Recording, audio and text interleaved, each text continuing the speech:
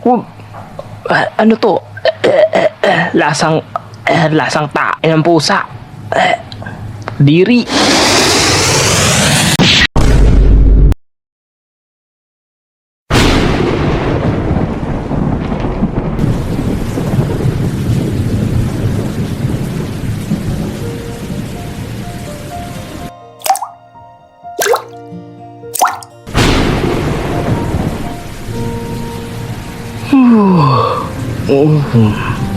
Ang lakas ng ulan ah. Guys, may pasok kaya? Parang nakakatamad. Oh, kape ka muna. Tapos pakipindot yung subscribe button dyan sa baba. Tapos pakishare tong video. Anyway, naalala mo ba yung mga nostalgic moments mo nung bata ka pa tuwing umuulan? Ngayon, mapapatulala ka na lang sa bintana nyo. Bintana ng opisina. Habang nasa biyahe, habang pinapanood yung buhos ng ulan. Yung ulan ng isa sa pinakagusto ko dahil masarap lang magtaklob ng kumot at matulog bumaluktot na parang pusa sa higaan. Minsan nga, pag magdamag yung ulan, gigising ka na lang talaga ng maaga para manood ng balita at maririnig mo yung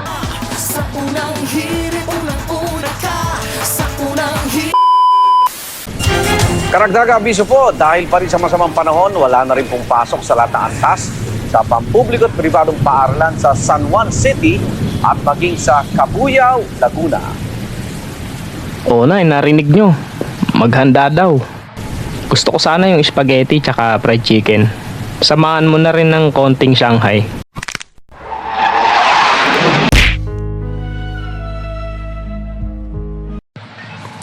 At sigurado na after manood ng balita ay diretso na din sa panonood ng mga cartoons hanggang sa "Oh, patayin nyo na yung TV.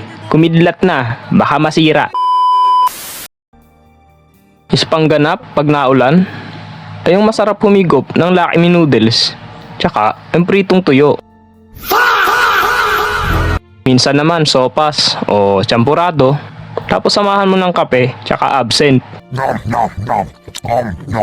Habang nakatulala sa mga bagsak ng ulan sa paligid. O di ba? Combo. Ligo sa ulan. At dahil bata tayo noon, hindi mapipigilan ng sarili na hindi maliligo sa ulan. Ito yung part na nostalgic. Pupuntahan ka pa ng mga kalaro sa bahay para ipagpaalam na maligo sa ulan. Tara, ligo tayo. Sama ka sa amin. Teka, hindi yata ako papayagan eh. Pwede po ba siyang sumama sa amin? Hindi. Wala pa nga eh.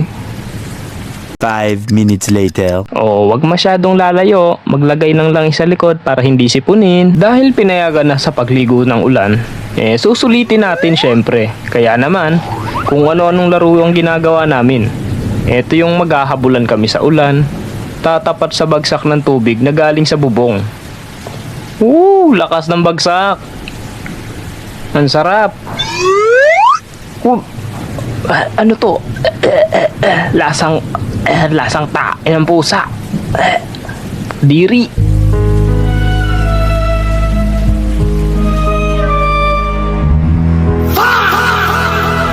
At ang panghuli, yung pinaka ginagawa ng lahat, ang ipaanod sa tubig baha, yung tsinelas nila.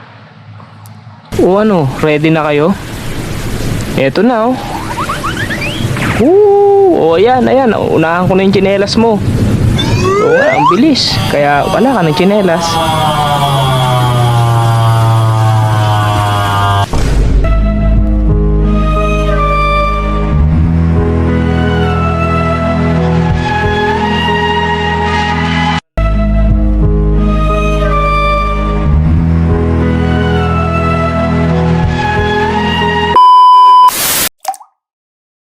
Tulo sa bubong.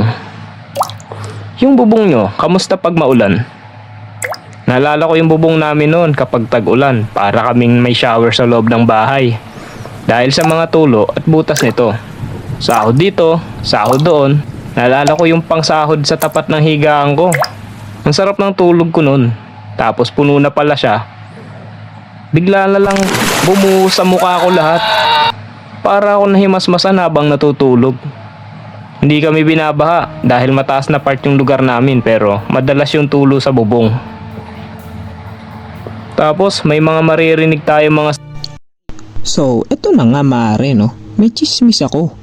Pero, yung isa dyan, nood lang ng nood. Pero hindi naman nakasubscribe. So, ito na yung chismis. Mare, alam mo ba? Yung anak ni Inday, nakita ko. Sinundo ni Konsehal. May dalang sardinas na pula. Tapos isinakay sa jet ski.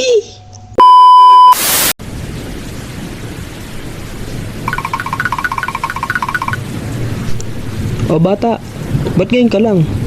Late ka na oh. Pasensya na po. Sobrang lakas po kasi ng ulan eh. Ganun ba? Joke lang, walang pasok. Uwi ka na lang.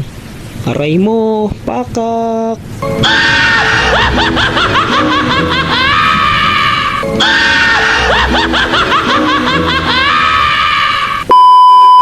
Sabi nga nila, ang ulan ay isa sa pinakamagandang panahon para magpahinga.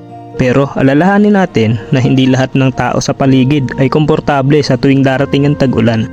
May mga sirang bahay, tumutulong bubong, at higit sa lahat, yung mga walang matitirhan. Kaya ngayong tag-ulan, palagi tayo mag-ingat. At maraming salamat nga pala sa mga taong Pinoy YouTube animators na nakasama ko dito. Na si Pael, follow nyo siya sa TikTok. At si Ayan Toons at si Abi Animated, idol din yan. At syempre si Jepoy, ang aking kaibigan. Subscribe nyo na rin ako sa YouTube. Mahigit 3,000 plus na tayo. Salamat sa mga sumusuporta. Paalam! At anong piliin yan? Pipiliin ko pa rin siya. Wala ka magawa sa buhay kapag ang taong gusto mo, hindi ikaw ang gusto.